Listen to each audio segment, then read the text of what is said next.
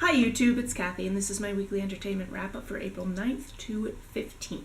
This is obviously not my house. I am in a hotel room at the halfway point on my way to my family reunion, and I have to get through this rather quickly because checkout time is approaching and my mom is sitting in the lobby waiting for me to record this video. This week I read 2 books, I watched 2 TV shows, I watched 1 movie, I listened to 2 podcasts, and I listened to 2 books. First this week I finished Scarlet by Marissa Mayer. It is the second in the Lunar Chronicle series, and it jumps perspective between characters from the previous book and new characters such as Scarlet. She is a red-headed young woman who is looking for her missing grandmother. Along the way she gains the help of a street fighter named Wolf, and things get really complicated for everyone involved. I'm enjoying this retelling, although retelling doesn't feel like the exact right word for it. Retelling to me implies that it's the same story and it's basically just being paraphrased. Whereas these stories take the characters, give them a completely different life experience, and play around dropping little hints of information that are amusing if you're familiar with the fairy tale. You don't need to know the classic fairy tales to enjoy these books, but there are Easter eggs along the way if you do. This week I also finished If I Were Your Girl by Meredith Russo. I actually started reading this book last year with a friend of mine, but our schedules got kind of jumbled up and we put it onto the back burner. We've been reading it out loud to each other, passing it back and forth between chapters, and we'll likely do the same with the Lord of the Rings trilogy in the future because I haven't read it and she absolutely loves it. I feel like regular booktubers will recognize this book because it made quite a splash when it first came out, for a good reason. This book is about a trans girl named Amanda who is switching schools for her final year of high school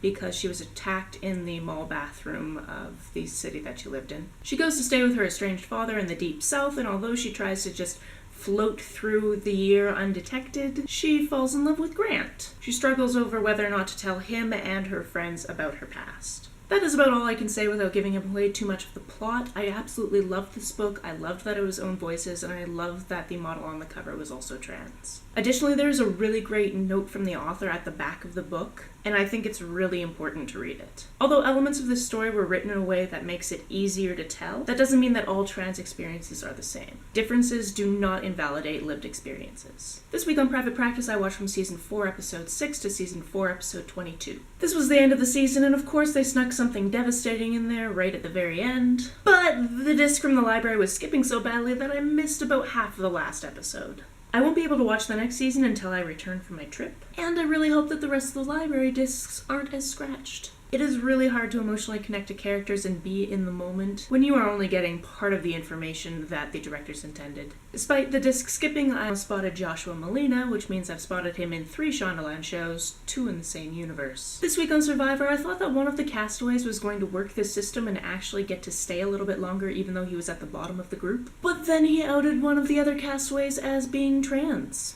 and everyone rightfully turned on him. In the end, it wasn't even put to a vote. The castaway who outed his trans friend left the show in tears over what he had done. This is your friendly reminder to not out people that's none of your business. This week I rewatched X-Men Apocalypse while having dinner with my friends. I saw this movie in theater last year when I was road tripping from my home to VidCon over a month via transit. I had been a bit tipsy after spending most of the day in a cidery in Portland, and they were experiencing the hottest weather on record for about the last 70 years. So the theater was a good place to cool off, as well as experience drinking a pint while in the theater, which is not something you can do where I live, legally. This movie is a lot of fun, and I've had Sweet Dreams Are Made of This stuck in my head ever since. On that note, Quicksilver is such a fun character. I am a sucker for a superhero movie. This week I listened to the first episode of Make Out With Him, a dating and relationship podcast hosted by Rosiana House Rojas and Lex Croucher. I am quite a fan of Rosiana's work on YouTube, so this was basically just an excuse to listen to more of her banter. It's a fun podcast, and the questions and answers are intelligent, although they both make it clear that they really have no right to be answering these questions. They're just talking through issues and giving their opinions. This week my mom and I also listened to about 10 episodes of Criminal while she was driving us to the midway point of our family reunion road trip. As a side note, there was snow in the mountains, which made us both exclaim something to the effect of, "It's April, go away!" Where my brother and his family are coming from to meet us, they have almost 2 feet of snow right now, which is why I don't live in Alberta. Criminal, which I've talked about in a previous episode, is a true crime podcast. The episodes are short and easy to listen to, and with the press of a couple of buttons in my mom's magical futuristic car, we were able to listen to it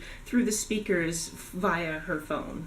It's only futuristic because I've never owned a vehicle made in this century. I've owned an '89 Dodge Shadow named Desdemona Penis Envy because the previous owner painted it bright yellow with blue flames and put a double spoiler on the back, and a 98 Chevrolet Venture that I named Chase because it's a Chevy.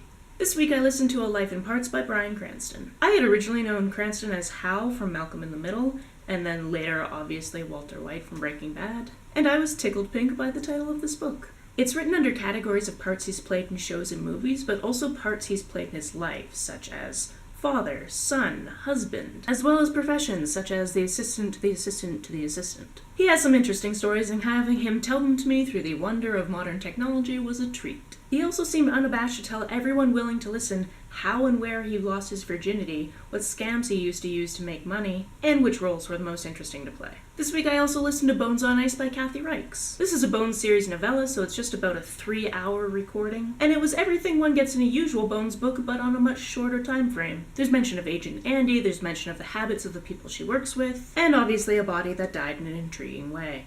In this case, the body died on Mount Everest a few years back, but was left up there because it was too treacherous to bring it down. After a shift in the weather at the top of the mountain, it was sent down the slope, and the rich mother of the assumed deceased wants forensic confirmation that this was her daughter. I sped through it, and because it's short, it fell into an easy-to-guess plot line, but I enjoyed it nonetheless. That's it for this week. Let me know down below what you are reading, watching, or listening to recently, and whether or not you're enjoying it. On the way down in the comment section, if you hit that subscribe button, that would be very nice of you. You can like and share this as you see fit, and I will see you next week.